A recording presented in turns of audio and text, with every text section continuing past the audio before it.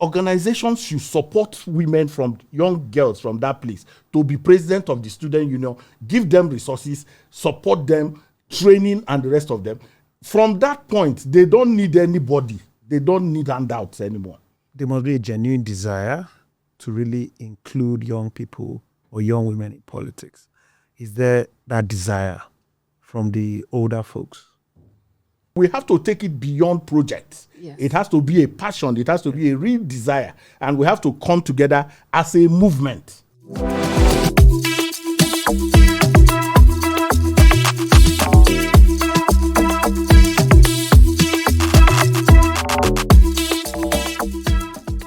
Hello and welcome to the Inclusive Governance Podcast. This is brought to you by the Nigerian Women Trust Fund with support from the Open Society Foundation and produced by Skill Hub Consulting, the producers of the Changemaker podcast series. I am your host, Esther Hadiza Ijiaku, and this is a space where we explore how governance can become more inclusive, participatory, and impactful, especially for women in Nigeria. Today's conversation is titled, The Future is Now, Young Women in Politics. We'll be exploring the barriers, opportunities, and pathways for young women to take their rightful place in shaping Nigeria's governance. To help us unpack this important conversation, I am joined by two remarkable guests. I'm looking forward to introducing them because there will be one question that will stick, that you will come up just from the topic, right? But first, I want to introduce to you Ezenwa Nwagwu. Eze is one of the most prominent, active, and influential advocates for good governance, free and fair elections, and inclusive democracy in Nigeria. With roots as a student and youth leader during the tough military years, he has grown into a bold public intellectual and a dependable pillar of the pro-democracy movement. He currently serves as the executive director of the Pairing, Advocacy and Advancement Center in Africa, PACA, and sits on the board of several non-profit organizations. Welcome, Ezenwa. Or should I say Eze? Eze is cool. Thank you very much. Okay. Welcome. Thank you so much for joining us. And then secondly, we have Emem Udoh. Emem is a lawyer and a policy expert with over 15 years of experience advancing inclusive governance, public health, and legal reform. He is a senior legal advisor with Resolve to Save Lives, where he has shaped key laws and policies embedding gender equity in governance. His expertise spans from health systems to electoral reforms, with publications that spotlight women participation in politics and the legal reforms needed to make inclusion a reality. Welcome, Emem. Thank you so much for joining us today. Yeah, thank you so much. It's nice being here. Thank you. So now that we have the introductions out of the way, I'm going to ask the obvious question. Okay. We're talking about young women, but my guests are men. So anybody watching will say, why men? So what's your response to them, Eze? Oh, quickly. Sometimes it's better that other people speak on your issues. When you speak about yourself, you could be accused of self-promotion. You need to have the sense of the honeybee. It swarms. Okay. And in swarming, the collective, the results are... Well said. What of you? What response would you have? Well, I agree with my senior brother Ezenwa in his position. But just to add that, in terms of making changes and improving systems, it's always good to listen to people who have been in the war front or the battlefront and glean ideas from there. So irrespective of what sex the person might be, it's what is majorly important is the idea, the recommendations, and the viewpoint that is important to be shared and to be understood and, to be carried upon by others. Awesome. So basically what I'm comfortable because I'm joined by male allies here who have an understanding of the role, not taking over, but also just supporting and giving voice to the same goal or the same outcomes that we're expecting. So I'll start the questions with you, Eze. Can you please share your journey into civil society and advocacy? What shaped your motivation to get involved? Interesting conversation. I really I'm reticent when it has to do with talking about myself. I always feel that it is better that other people do that. But I grew up in a middle class family. Not you could not say very comfortable, because my father particularly was a top civil servant and my mother was into business. But the injustices around the environment where I was at that time radicalized me. I went into the university, mommy's boy, but I saw oppression and I had no choice, really. The struggle chose me. Oh, okay. The struggle chose me. So I got aligned with some radical student group and lecturers at that point in time who took over the business of molding the person that eventually became or has become easy. And I'm grateful to them because of that push. Awesome. So, when you hear terms like feminism, gender equity, equitable representation, what do they mean to you personally? And why do you think some men still feel uneasy when they hear these terms? That's a very, very, very interesting question. And it's, I think maybe it's one of the biggest problems we have is always lack of information or miscommunication of words.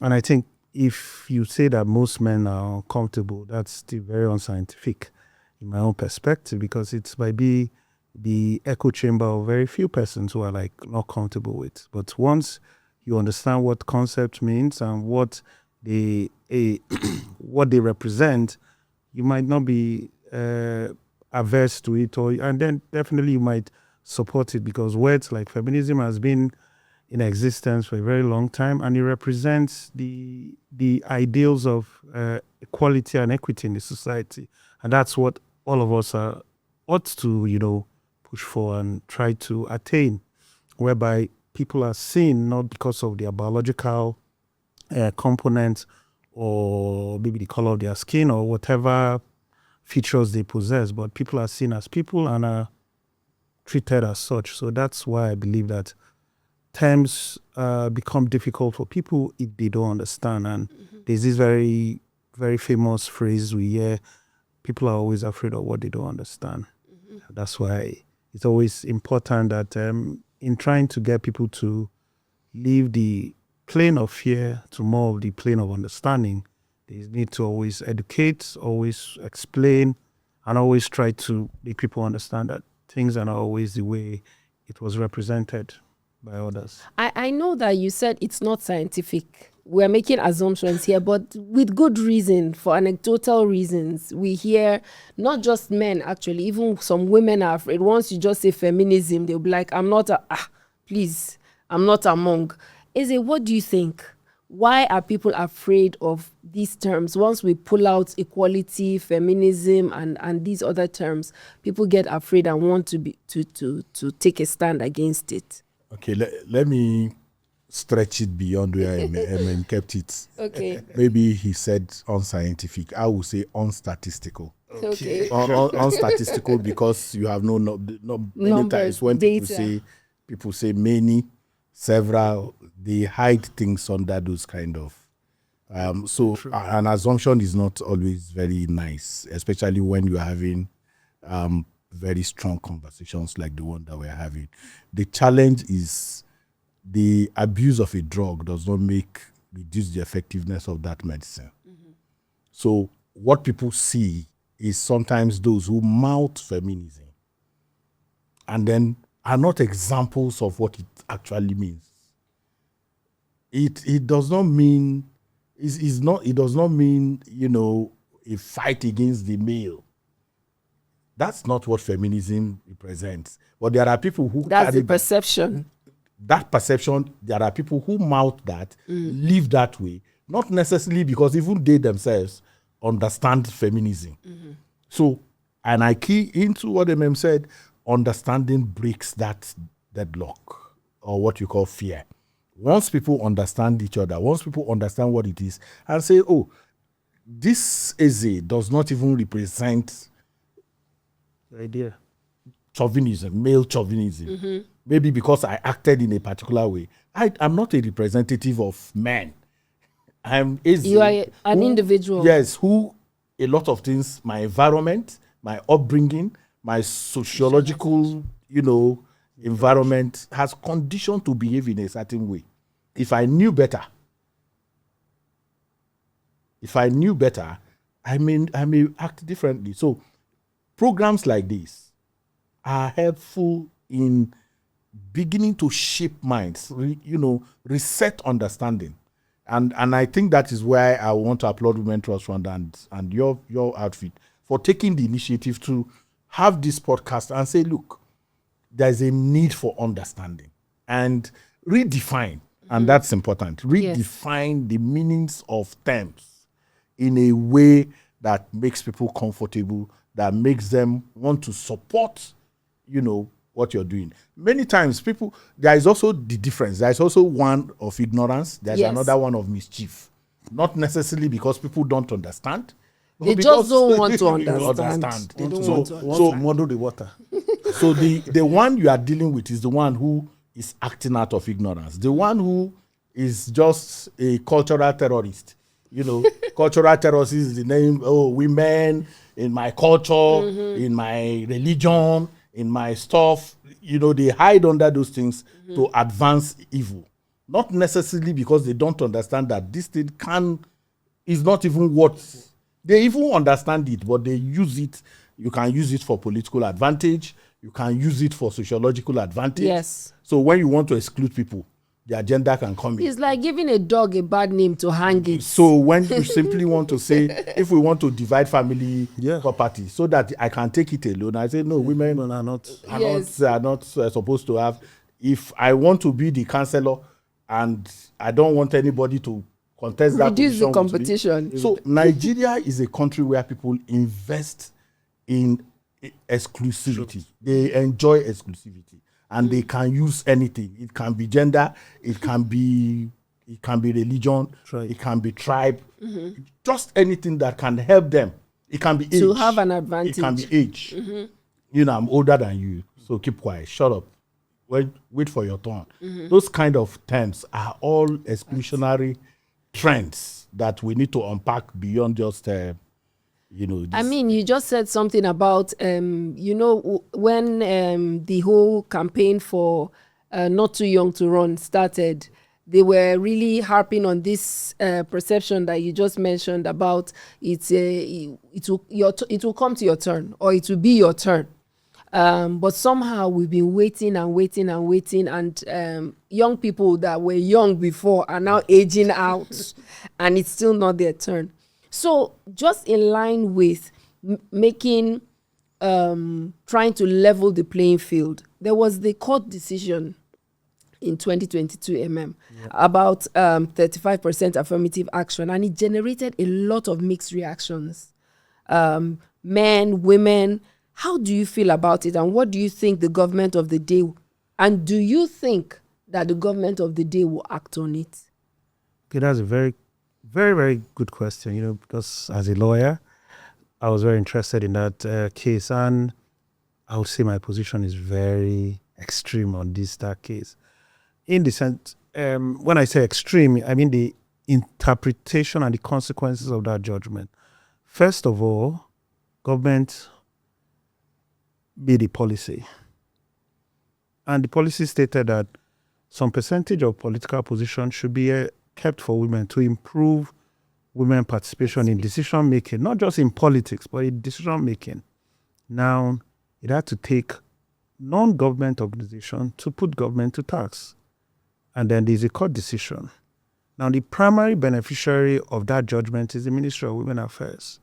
But since 2023 till date, I don't think the ministry has taken steps to either enforce the judgment or even implement its own primary policy, which was the beginning. I think the judgment dealt on issues around, can that policy be implemented across government programs, across government structures, looking at the constitution, which, when Ezenwa has spoken about cultural terrorists, who will now use the, the issue around the constitution says non-discrimination. So when you're trying to provide advantage to one class of persons or one group, you're now promoting discrimination to the other groups. However, the courts saw reasons in the arguments preferred and actually asked that that policy should be implemented. Now, government itself is not even interested. And that's why we have the problem. It's the issue about sincerity of government itself in trying to push for change. Is it because there are some political backlash that will happen? That we can't tell. But the first step is to actually put a magnifying glass on the Ministry of Women Affairs. Are they really interested in promoting equity in the system? Are they really interested in making sure that women are really, really empowered in terms of being part of decision makings? And if the Ministry of Women Affairs would take up the task to really, implement their own policy and ask other agencies, political officers to follow that policy, I don't think that judgment should be a problem. So I was going to skip and go to another question, but I really want to hear what Eze has to say about the fact that Emem zeroed in on the Ministry of Women Affairs. Do you agree? Do you have a different perspective on it? And basically what I'm asking is, do you think that this government will actually roll out or implement the ruling? I can't agree more with Emem. But I know that the big challenge for our country is that there is no consequence for lack of political will. So people talk about it, the government lacks the political will. But nobody ever says, if you don't have political will, what happens to you? So that's the big question. So when you talk about Ministry of Women Affairs, okay, one woman in a cabinet of 49 people, 36. What are the odds? Okay, let's just say there are other 2 or 3 other women in the cabinet. First, the lobby to get your colleagues to see from because it's not a dictatorship. You can't, you have to build consensus. And the challenge again is, who is appointed? Where is the person appointed from? Is the person appointed from a women constituency? Representation is important. So if you say Ministry of Women Affairs, there is a minister there. The woman, did she come? Is she a candidate of? Is she a women candidate? Many times, if I say you represent us, there is the power of representation. That power of representation there is no connection between appointees and the people who make a demand of them. Correct. In many cases, when she even is appointed, it is the women that will write petition. And some men that don't appoint her. Then when she's appointed, they will go and pay courtesy. We have to understand representation and what it means. So, if I hear your name that you are being appointed, you come from the media civil society constituency, we give you support. We follow you to National Assembly on the day of your confirmation. Do you understand? Yes. We wear gele, come out, and we are in the National Assembly saying this is our own. It's visible. When you are appointed, we will use the video of our photos in the National Assembly supporting you to say you represent us. I'm going somewhere. The lack of connection between people who are appointed and the people who are making demands on them needs to be, that gap needs to be closed. Inclusive Governance Podcast is brought to you by Nigerian Women Trust Fund with support from Open Society Foundations and produced by Skill Hub Consulting. If you say I am your own, I need to see how I am your own. It's not just by okay. You can organize reception for women who have been appointed into positions and then hand them over a checklist. Yeah. That reception does not happen. It will not happen because we are territorial. I get appointed and then you bring one leg and come in and say, women, I'll just be looking at you. But do men do it? Do they have the receptions? Go and see newspapers. You see people who are appointed. You see 20, 50 people doing congratulatory adverts. You will see companies. Where their interest lies. In defining interest, open definition of interest is important. So I'm not making excuses for those people, but I'm saying that the demand side has a responsibility. That responsibility, they shack that responsibility and just think that because you say I am a woman or I am a man, then it is automatic. Yes. That's once you come to me. If, for instance, business, I'm just saying so. Yes. Business promoted your being appointed. That business has no gender. It has no tribal mark. Yeah.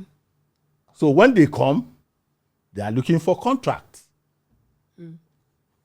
And say, we supported you. We helped you. So I've been thinking about what I'm talking about now. Generally, even for positions, people who are contesting election. Yeah. Those of us in civil society and the media, when people are contesting election, we claim we are neutral.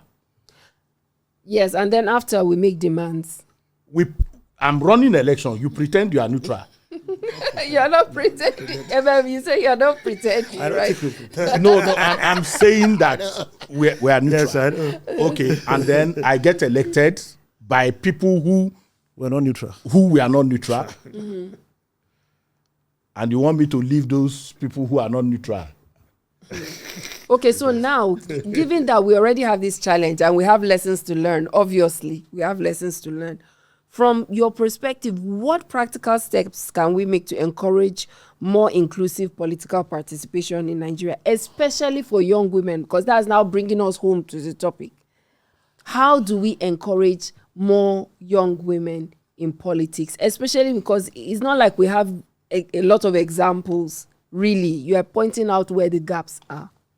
I think my perspective is very, very simple. And I think lots of recommendations have flown over the last 10 years that I've been in this space to really promote participation of young women in politics. It's the same way we did when we tried to promote participation of young persons. Young people, yes. There must be a genuine desire to really include young people or young women in politics. Is there that desire from the older folks? I don't want to also sound unscientific, but looking at this space, I don't really see lots of like grooming, mentoring, strategic grooming and mentoring of younger women for decision-making positions in Nigeria. I know that. Okay, go ahead. I had the privilege of working with a friend. She's also a lawyer. And she started, in the various groups, women group, and a principal, former Joy Emodi, was, appointed. Sorry, not appointed. She won an election to the Senate. And what she did first was that all the women who were her mentees, she gave them political appointments as SLAs, opening them up to more corridors of power. Yes. The opportunity might not necessarily be a job with the government, but understanding how the system works, understanding what could be the entry point for a person in government is very important, because from outside you might say, oh, the only way to be important is being in a political position, but that's more or less a very, very, I wouldn't say Narrow, fallacy, yeah. but it's a very myopic Yeah. position, because power can be, gained from various positions. It could be gained from appointive positions, like being a member of a board and also serving in various government capacities. For me, I think that might be one of the low entry points in really encouraging more women in politics.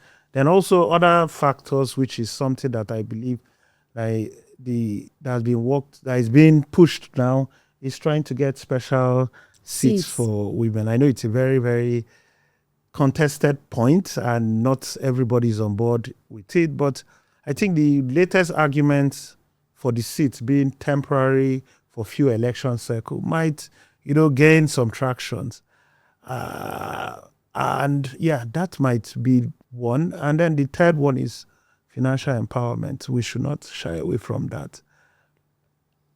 Politics, power is intrinsically tied to financial position and able to really engage. Basically, as little as being able to watch this podcast, you must be able to afford data. So how many young persons across the country do have this financial capability? So what are we doing to improve their financial state? And this also, how many can afford special training? Training on maybe communications, training on other aspects. I mean, you touch a good point, which I think is one of the things that Nigeria Women Trust Fund is doing in terms of mentoring and training of politicians, female politicians, mentoring and all of that to improve their skills and competence, basically packaging, all of those things. But you touched on systems, government. I wanted to ask Eze, if you had the opportunity to directly advise the government on inclusivity in governance, what would you tell them? I will wait before I advise. What would you? Yes, I will wait before I advise government. You know why? Why? You see, there's a they are not carrying us along mentality in Nigeria. Nobody carries anybody along. In fact, it is in the interest of the system that you don't come in. That you don't come in. Yes. That's the exclusion that I was talking about. Yes, that's what is exclusion. Status quo. It is it's deliberate. There's a intentionality. Cartel way of doing politics. You have to have a desire. You have to create a system that helps people to come in, that empowers them to understand that it is a struggle, that it is not a giving. It's not presented to you. So people don't wait for the door to be open. No, it's not presented to you a la carte. Okay? So the collapse of the girls' brigade, those are training grounds. You went to university, there's a student union, you have departmental association, you have faculty association. You didn't try to, who will help you? Who is going to help you? You see, in the first place is that department. We have said democratize girls prefects, boys preschool prefect, democratize it. Let students elect and let young girls in the secondary school not just say to be girls prefect. There is nothing like that. They should be to be head girl. They should banish the office of the head girl. Let them contest to be head girls. Head. Whatever it means. Yes. And in your department, don't go for welfare, director of welfare. Don't go for vice president. Go leader. For the departmental head of that department. Start thinking that way. If you bring newspapers here now, articles, if you bring 10 newspapers, find 10 young girls, give them the newspapers and just be watching them. You'll be shocked that It is the human angle stories. Unfortunately, the collapse of Mills and Boons, those things, reading, people, I'm telling you, is a challenge. So we need to unpack that area. Support women to run for president of the student union of their universities. And many are already doing that. Support them. Organizations should support women from young girls from that place to be president of the student union, give them resources, support them, training, and the rest of them. From that point, they don't need anybody. They don't need handouts anymore. They will by themselves begin to take positions. When you go for meetings in the office, they are having a conversation. You are quiet. The men are discussing. Nobody told you to shut up. Nobody told you to keep quiet. But Eze, you know that we're not. There's already pre-existing inequality. There's already socialization. It is in your head. Unpack it. No, I'm serious. I have a daughter, and I'm not telling you this. Unpack it. Is that pre-existing? Everything pre-existing. For the men, it is not as if the door is open too. It's not as if the door is open. You have to have a gender lens to have this conversation. It is for the men. There's also a lot of struggle.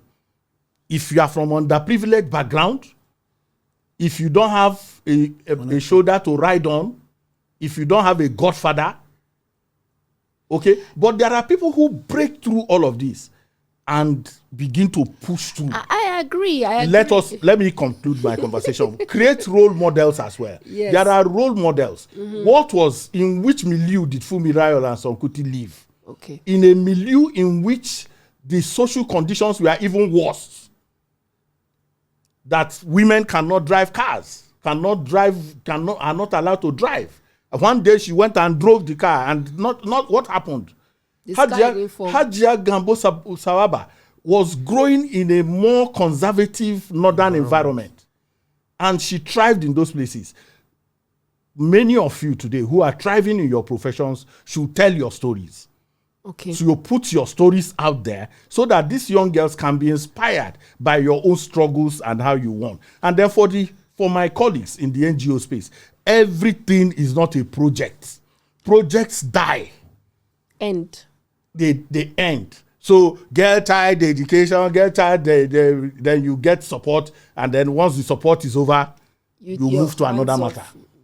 And then when you move to that matter, for you, it is just not about the desire, the real desire to shift the needle, but to see how many grants that we can get on the struggles of our own people. And then we mount those things. So we have to take it beyond projects. Yes. It has to be a passion. It has to be a real desire. And we have to come together as a movement.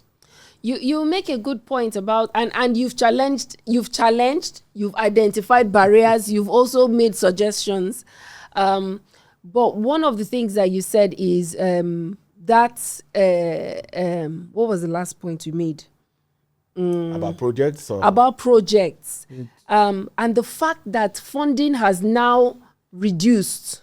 There's less funding. So now it's going to come out more, whether you are in it for the funding or you are in it to make a difference, because there are many ways to skin a cat. Yaga has a lot of lessons to teach. So we need to hear stories. No, that's what I'm saying. Stories. In volunteerism. Yes. In how an organization was set up, and for 6 years, organization that has 4 lawyers, qualified lawyers, for 6 years they had no pay and they had no grant. Interesting. Okay, so very interesting. What is your vision? Because this conversation has gone so fast, we're going to take the last point, which is what's your vision for the future of inclusive governance in Nigeria? What role do you see young people playing in shaping that future? I know that you're talking about but men too have the same challenge. I didn't say they have the same. They are also challenged. They have barriers and everything. But also, we can't run away from the fact that identify that women there are unique. But what I'm saying is that men have challenges. So, but how let's not stay on the challenges. Let us stay on what we can do much more to break the things that are put before us as obstacles. When you see a deliberate obstacle, you don't romance the obstacle. Yes. You don't romance the obstacle. And many a times we romance the obstacle. And then you say, poverty, whatever. All of those things they are stepping stones. You see somebody who, you said, do you have education? He said, no. Do you want to go back to school? He said, yes. You say, okay, we can pay tuition. They say, but the person has a phone. The person has a hairdo that is... And I say this. I had a classmate. It says a lot. I had a classmate in the university. She used to have what we call kodamburu. That's shaved hair. Yes. And then she wore one jeans. It was later she said she was a support for a family. She's an orphan, so she's been living with that family like a help till she's in the university. And in our conversation, she told me, what is hair? The hair that she would do and get tired. So it's prioritization of... Yes. So we can romance obstacles. And that's what I'm saying. So government all over the world are irresponsible. If you don't know that, you better know that today. But they're held accountable. That's what we are doing. But what I'm telling you is that by their nature, why are people rejecting democracy all around the world? Why is there protest all over the place? Why are people challenging their governments? If they were responsible, there will not be any challenge. So the challenge is stop romancing these obstacles that are put on your way. What are the ingenious, creative energies that you can bring to bear to overcome those obstacles? When you have done all you need to do according to the Bible to stand, you stand there. Stand. Okay, Emem, I'll come to you to have your last. Well, I would say it's the last position, but I would say it's very I think inclusive governance is really, really very, very difficult thing these days because of, for me, my perspective, it's poverty. We think governance can really work without people really being financially strong. So I always link inclusive governance with poverty of resources, poverty of ideas, and poverty of opportunities. Until we can really sort those enablers, because I see those as enablers for inclusive governance, we would only be writing lovely articles, printing good reports and manuals, and not necessarily making the kind of changes needed. Because if person A and B are not progressing in similar equilibrium or similar planes, you can't really have inclusive governance. And it's just to restate what Ezenwa said. We live in a society that glamorize classism, exclusivity. Mm-hmm. And until the society itself starts thinking about removing those barriers, then you can't really have inclusive governance. And that will also entail means you can't really have more women in politics, which is really what should be our long-term pursuit. Yeah, thank you so much. I mean, this conversation went so fast. I've heard so much around challenging women, challenging government, challenging ourselves, to not to romance the obstacles, as Eze said, but kind of think outside the box to overcome some of those obstacles, which is a challenge to the young women really who want to join politics. Aside the system, and even if tomorrow now that bill is passed, we'll still be talking about these same things that you've raised, about capacity, about competence, and all of that. So on that note, I just want to say thank you. I know this is just the beginning. Yeah. Thank you to you, Eze, and thank you to you, Emem, for joining us and sharing such thoughtful insights and experiences. And thank you to our listeners for joining us on the Inclusive Governance Podcast by the Nigerian Women Trust Fund, with support from Open Society Foundations and produced by Skill Hub Consulting. If you enjoyed today's conversation, please subscribe, share, and join us again next week for another episode as we continue to explore what inclusive governance really means. I'm your host, Esther Hadiza Ijaku. And until next time, stay engaged, stay informed, and keep building the future we want. Thank you. Thank you very much. Thank you very much.